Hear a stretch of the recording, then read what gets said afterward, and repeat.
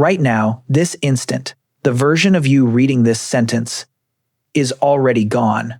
The real you is sitting about 1/10 of a second in the past. Everything you're seeing, everything you're hearing, everything you feel is happening right now already happened. You are not watching reality live. You're watching a rerun. And you've never once noticed. Here's the part that sounds impossible. Light reaches your eyes almost instantly, but your brain is not that fast. Your eyes send raw, messy data inward. Then your brain gets to work. It sharpens the edges, fills in your blind spot, balances the color. It even stabilizes the shaky, jittery footage caused by your own eyes constantly darting around. All of that takes time. Roughly 100 milliseconds. 1/10 of a second.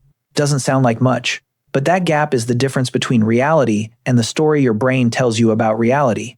Picture watching a live stream with a hidden delay built in. You believe you're watching something live, but you're actually watching a broadcast buffered just enough that you never feel the lag. That buffer is your entire conscious experience. In the 1970s, researchers ran a deceptively simple experiment. 2 dots, one red, one green, flashed one after another, a split second apart, and something that should be impossible happened in people's minds. They didn't see 2 separate dots blinking.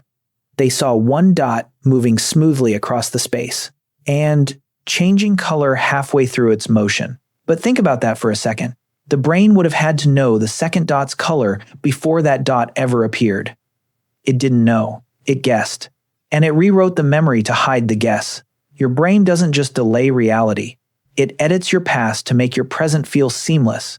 Now picture a professional pitch screaming toward home plate in under half a second.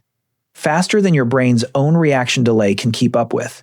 By the time a batter consciously sees the ball, it's already partway to the plate. So how does anyone ever hit it? Their brain never waits for the real ball. It calculates where the ball is about to be and shows them that prediction labeled as now, which means your entire visual world isn't a live feed at all.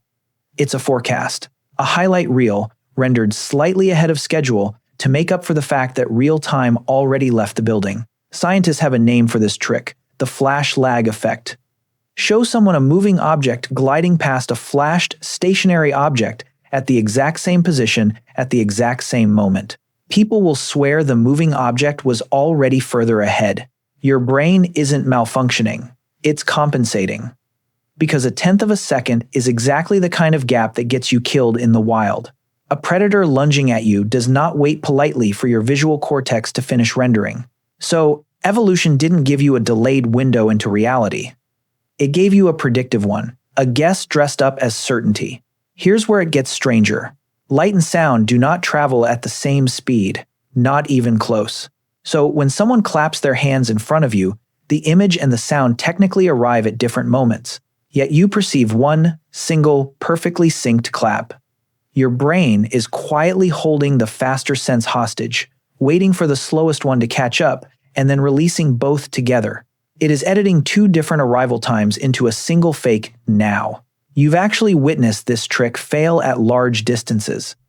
Lightning flashes, and only seconds later, thunder arrives. At close range, your brain hides that same gap so well you never even question it. Distance simply reveals the seam in the illusion. It's a bit like playing a video game on a laggy connection.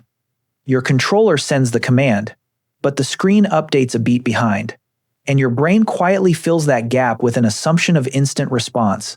Except in real life, there's no lag warning icon in the corner of your vision to tip you off. Philosophers have a name for this fabricated instant: the specious present. The moment that feels immediate, but is actually a small window of the recent past, stitched together and relabeled as right now. There is no live broadcast of the universe playing inside your skull. There is only ever the most recent edit, dressed up to feel urgent and immediate. And this is where the story gets uncomfortable. Some of the most debated experiments in neuroscience suggest your brain begins preparing a decision before you're even consciously aware you've made it. If your sense of now is already a reconstruction running behind the scenes, how much of the feeling of me deciding in this exact instant is also just another rendering, arriving late, wearing the mask of the present moment. So the next time you watch a sunset, or catch a ball out of the air, or lock eyes with someone across a room, certain that moment is happening right now.